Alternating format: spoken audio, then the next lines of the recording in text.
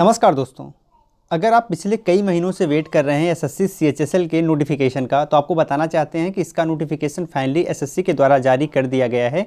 आज के इस वीडियो में हम सारी बातें एक एक करके कवर करेंगे, जैसे कि इसके फॉर्म आप कब भर सकते हैं, योग्यता, syllabus, exam pattern, salary, job profile, selection process, सारी बातें हम एक एक करके डिस्कस करेंगे।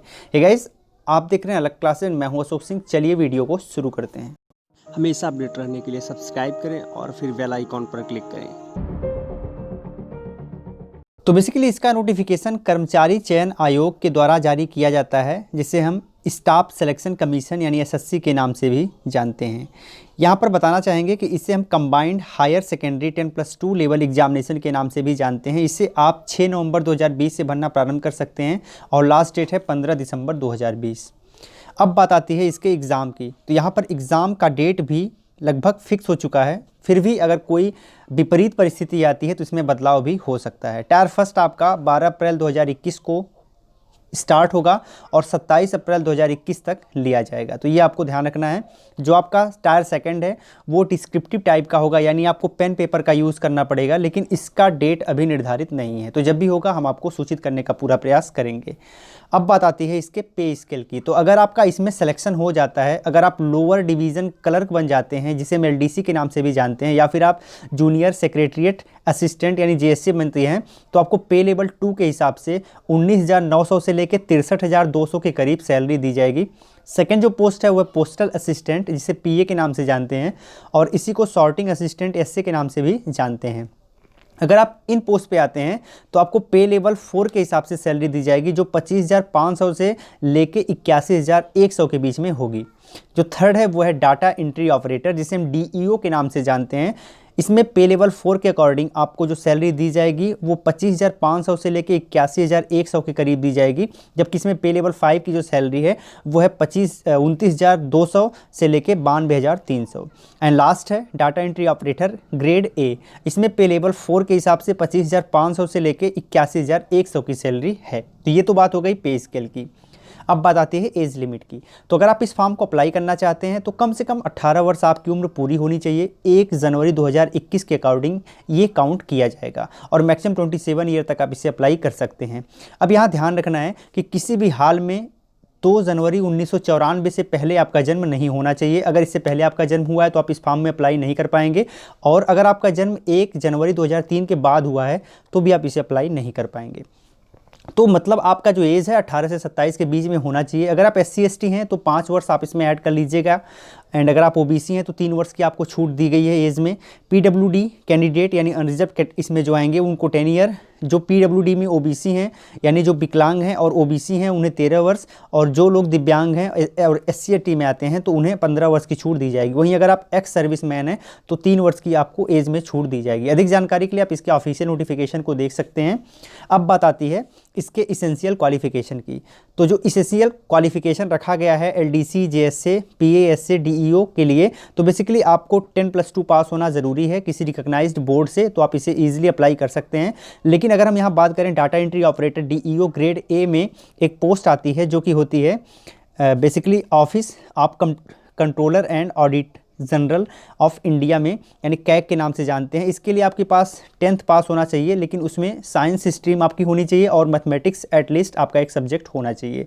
तो इस पोस्ट के लिए बेसिकली ये एलिजिबिलिटी क्राइटेरिया है। बाकी सभी के लिए केवल 10+2 के बेसिस पर आप इसे अप्लाई कर सकते हैं। अब बात आती है अप्लाई कैसे करें। अप्लाई करने के लिए आपको SSC की ऑफिशियल वेबसाइट दिख रही होगी।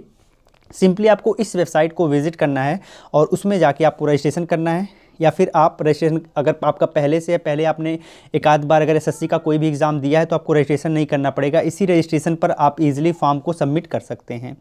अब बात आती है एप्लीकेशन फ़ीस की। तो बहुत सिंपल है, आपको 100 रुपये देना पड़ेगा एप्लीकेशन फ़ीस। अगर आप जनरल कैंडिडेट हैं तो ईजिली आप इसे अप्लाई कर सकते हैं। वहीं अगर आप SC ST OBC हैं तो यहाँ किसी प्रकार की आपसे फ़ीस नहीं ली जाएगी, ठीक है, जिसे आप ऑनलाइन मोड में पे कर सकते हैं। अब बात आती है स्कीम ऑफ एग्जामिनेशन की, यानी जो आपका एग्ज़ाम होने वाला है उसकी स्कीम कैसी होगी। तो यहाँ पर पूरा एग्ज़ाम 3 टायर में है, tyre first, tyre second, tyre third. Tyre first आपका कंप्यूटर बेस्ड एग्जामिनेशन होगा, जिसमें ऑब्जेक्टिव टाइप के क्वेश्चन पूछे जाते हैं। जो टायर सेकंड होता है वो डिस्क्रिप्टिव टाइप का होता है, एंड जो टायर थर्ड होता है उसे हम स्किल टेस्ट के नाम से जानते हैं। अब हम एक एक करके समझने का प्रयास करेंगे, ठीक है। तो चलिए देख लेते हैं। यहाँ पर बता दें कि अगर आपको लगता है नहीं आपका नंबर कम आया है जबकि ज़्यादा आना चाहिए, तो यहाँ रीचेकिंग का कोई प्रावधान नहीं है, तो यहाँ आपको पहले बता दे रहे हैं। अब यहाँ देख सकते हैं आप आपके एग्जाम पैटर्न को हम देख लेते हैं। तो यहाँ पर जो टायर फर्स्ट होगा, कंप्यूटर बेस्ड एग्जामिनेशन होना है, उसमें 4 सेक्शन से क्वेश्चन पूछे जाएंगे। सबसे पहला सेक्शन यानी जो पहला सब्जेक्ट है वो है इंग्लिश लैंग्वेज का। बेसिक नॉलेज आपके पास इंग्लिश की होनी चाहिए एंड इससे 25 क्वेश्चन पूछे जाएंगे, 50 मार्क्स के होंगे, यानी एक क्वेश्चन 2 मार्क्स का होगा। एंड जो आपका सेकंड है सब्जेक्ट वो है जनरल इंटेलिजेंस, 25 क्वेश्चन 50 मार्क्स के। थर्ड है क्वांटिटेटिव एप्टीट्यूड, 25 क्वेश्चन 50 मार्क्स के, और इसमें जो बेसिक अर्थमेटिक स्किल आपके पास होनी चाहिए। जनरल अवेयरनेस लास्ट है और इसमें 25 क्वेश्चन 50 मार्क्स के होंगे।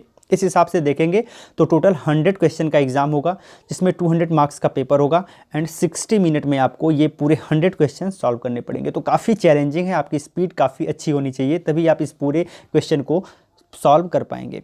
अब अगर जो यहाँ पर टायर फर्स्ट एग्जामिनेशन है, बेसिकली ये ऑब्जेक्टिव टाइप का होगा, यानी मल्टीपल चॉइस क्वेश्चन इसमें पूछे जाएंगे और पेपर हिंदी और इंग्लिश दोनों में होगा। तो ऐसी कोई बात नहीं है कि आपका जो पेपर है वो आपको काफ़ी परेशान करने वाला है, ये हिंदी और इंग्लिश में होगा। बस इंग्लिश का जो पोर्शन है वो इंग्लिश में रहेगा, बाकी आप जो चाहें वो लैंग्वेज कर सकते हैं। अब यहाँ पर बात करें नेगेटिव मार्किंग की, तो अगर आप कोई क्वेश्चन गलत करते हो तो 0.50 मार्क्स आपके काट लिए जाएंगे। तो आपके माइंड में ये रहना चाहिए कि यहाँ नेगेटिव मार्किंग है, तो थोड़ा सा सोच समझ के आप क्वेश्चन को करिए। आप जानते होंगे कि जब कोई एग्ज़ाम एक से अधिक दिन में होता है, यानी एक से अधिक पालियों में होता है, तो उसकी नॉर्मलाइजेशन कराई जाती है। अब एसएससी का जो एग्ज़ाम होने वाला है ये भी कई दिन में होगा, तो इसलिए यहाँ पर नॉर्मलाइजेशन पद्धति का यूज़ किया जाएगा और उसके बेसिस पर आपको मार्क्स अलॉट किए जाएंगे। अब हम आपको टायर फर्स्ट के सिलेबस को दिखा देते हैं। बिल्कुल सभी पार्ट को हम डिस्कस नहीं करेंगे, केवल आपको दिखा देते हैं, आप स्क्रीनशॉट लेके रख लीजिएगा और अच्छे से पढ़ लीजिएगा। इंग्लिश लैंग्वेज में क्या क्या चीज़ें आएंगी आप यहाँ पर पूरा देख सकते हैं। ये पूरा इंग्लिश लैंग्वेज का सिलेबस है, आप देख सकते हैं। वहीं जनरल इंटेलिजेंस जो आपका सेकंड सब्जेक्ट है, उसमें से क्या क्या चीज़ें पूछी जाएंगी आप इनको देख सकते हैं। इसके बाद थर्ड आता है क्वांटिटेटिव एप्टीट्यूड, ठीक है। तो यहाँ पर आप देख सकते हैं number system, fundamental arithmetical operation, algebra, geometry, mensuration, इन सारे से क्वेश्चन पूछे जाएंगे। ट्रिग्नोमेट्री, स्टैटिकल चार्ट से क्वेश्चन पूछे जाएंगे। एंड लास्ट है जनरल अवेयरनेस, इससे क्वेश्चन आएंगे। आप देख सकते हैं इन सारे के सारे सिलेबस को देख सकते हैं। अब हम टायर सेकंड जो है उसके पेपर के बारे में जान लेते हैं कि कैसा उसका सिलेबस होने वाला है। तो जो टायर सेकंड है वो डिस्क्रिप्टिव है, मैंने पहले ही बताया। 100 मार्क्स के क्वेश्चन पूछे जाते हैं एंड पेन एंड पेपर के माध्यम से आपको सॉल्व करना पड़ता है। बेसिकली यहाँ पर आपको 1 घंटे का टाइम मिलता है, 1 घंटे के टाइम में ये डिस्क्रिप्टिव पेपर आपको सॉल्व करना पड़ेगा। अब इसमें आप चाहें तो एस्से कर सकते हैं, लेटर कर सकते हैं, एप्लीकेशन कर सकते हैं या फिर प्रेसियस कर सकते हैं, आपके ऊपर है। एंड कम से कम टायर सेकंड में 33% मार्क्स आपको चाहिए। अब यहाँ पर 33% मार्क्स अगर आपका नहीं आया तो आप फेल माने जाएंगे और ये आपके लिए काफ़ी दुविधा की विषय हो सकती है। तो आपको पास करना है किसी भी हाल में। यहाँ पर जो पेपर होगा वो हिंदी एंड इंग्लिश में होगा, आप जो भी चाहें वो लैंग्वेज चूज कर सकते हैं, इसमें कोई दिक्कत नहीं आने वाली है। अब अगर आप इन सारे लेवल को पास कर लेते हैं तो उसके बाद आपका डॉक्यूमेंट वेरिफिकेशन होता है, जिसे हम डीवी के नाम से भी जानते हैं। डॉक्यूमेंट वेरिफिकेशन सबसे लास्ट में होता है और जितने सारे डॉक्यूमेंट्स आपने मेंशन किए वो सारे डॉक्यूमेंट्स आपको वेरीफाई कराने पड़ते हैं। जैसे कि यहाँ पर आप देख सकते हैं कि जितने भी डॉक्यूमेंट्स का मतलब हो गया कि आपके पास जो आपने हाई स्कूल एंड 12th पास किया है उसका सर्टिफिकेट, जिसे हम टीसी के नाम से भी जानते हैं, मार्कशीट, इन दोनों को आपको देना पड़ेगा, वहाँ पर सबमिट करना पड़ेगा। इसके साथ ही साथ आपके पास पासपोर्ट साइज़ फ़ोटोग्राफ भी होने चाहिए, जो कम से कम 2 फोटोग्राफ हों, तो वो भी आपको वहाँ पर ले जाना पड़ेगा, ये भी आपको ध्यान रखना है। इसके अलावा अगर आपके पास कोई अदर क्वालिफिकेशन आपने अगर मेंशन किया है तो वो भी आपको देना पड़ेगा। इसके साथ आपने कास्ट सर्टिफिकेट आपको ले जाना पड़ेगा, ठीक है। Caste certificate SC ST OBC के लिए ज़रूरी है अगर आपको यहाँ पर छूट चाहिए तो। अगर आप EWS कैटेगरी में आप आते हैं तो आपको EWS सर्टिफिकेट भी आपको वहाँ पर देना पड़ेगा। इसके अलावा अगर आप डिसेबिलिटीज़ में आते हैं तो उससे रिलेटेड सर्टिफिकेट आपको देना पड़ेगा। अगर आप एक्स सर्विस मैन हैं तो उससे रिलेटेड आपको सर्टिफिकेट यहाँ पर देना पड़ेगा। तो आप एक बार देख लीजिए कि क्या क्या चीज़ें आपको देनी पड़ सकती हैं वहाँ पर वेरिफिकेशन के समय। अब हम बात कर लेते हैं सिलेक्शन प्रोसेस की। तो सिलेक्शन प्रोसेस, जैसे मैंने पहले ही कहा कि जो आपका सिलेक्शन होने वाला है वो 3 एग्ज़ाम के बेसिस पर होगा, जहाँ पर सबसे पहला होगा टायर फर्स्ट। अब टायर फर्स्ट एग्ज़ाम में एक कट ऑफ बनाया जाएगा जो कि नॉर्मलाइजेशन कट ऑफ होगा। उस कट ऑफ को अगर आप क्लियर करते हो तो फिर आपको टायर सेकंड देने का अवसर मिलेगा। अब ऐसा भी नहीं है कि जितने सारे पोस्ट हैं उन सारे पोस्ट के लिए एक ही कट ऑफ बने। अब यहाँ पर आप देख सकते हैं अगर आप DEO के लिए अप्लाई किए हो तो इसका एक अलग कट ऑफ बनेगा, DEO ग्रेड A के लिए एक अलग कट ऑफ बनेगा, LDC JSA के लिए अलग कट ऑफ बनेगा, वहीं PASA के लिए अलग कट ऑफ बनेगा। तो अलग अलग टाइप का टायर फर्स्ट का कट ऑफ बनेगा, इसको आपको ध्यान रखना है। एंड इसके बाद जो लोग टायर सेकंड को भी क्वालिफाई कर लेते हैं, फाइनली उन्हें टायर थर्ड में जाने का अवसर मिलेगा। यानी कि टायर थर्ड जो है वो स्किल टेस्ट के नाम से जाना जाता है। एंड आपको कम से कम tier first and tier second को मिला के 33% मार्क्स एटलीस्ट चाहिए ही चाहिए, तभी आप टायर थर्ड में जा पाएंगे, जो कि स्किल टेस्ट के नाम से जाना जाता है। ठीक है, एंड स्किल टेस्ट जो है टायर थर्ड का वो डीईओ के लिए बिल्कुल मैंडेटरी है, जबकि जो लोग डीईओ के अलावा हैं उनके लिए टाइपिंग टेस्ट टायर थर्ड में देना पड़ेगा, ये भी ज़रूरी है। ठीक है, तो लगभग सारी चीज़ें हमने एक एक करके कवर कर ली है। आप बताइए आपको ये वीडियो कितनी हेल्पफुल लगी, कमेंट में लिख के। अगर अच्छी लगी हो लाइक करिएगा, शेयर करिएगा। इस टाइप के इंपॉर्टेंट वीडियोज़ अगर आप सबसे पहले चाहते हैं तो आपको हमें सब्सक्राइब करके घंटी पर प्रेस करके ऑल नोटिफिकेशन को ऑन कर लेना है, जिससे ये कंटेंट आपको सबसे पहले मिल पाएंगे। अगर इस वीडियो से संबंधित आपकी कोई क्वेरी है तो आप हमें सीधे इंस्टाग्राम पर मैसेज करके पूछ सकते हैं। इंस्टाग्राम पर जुड़ने के लिए इसी वीडियो के डिस्क्रिप्शन में आपको लिंक मिल जाएगा, जहां से ईजिली आप हमें कांटेक्ट कर सकते हैं। तब तक के लिए जय हिंद।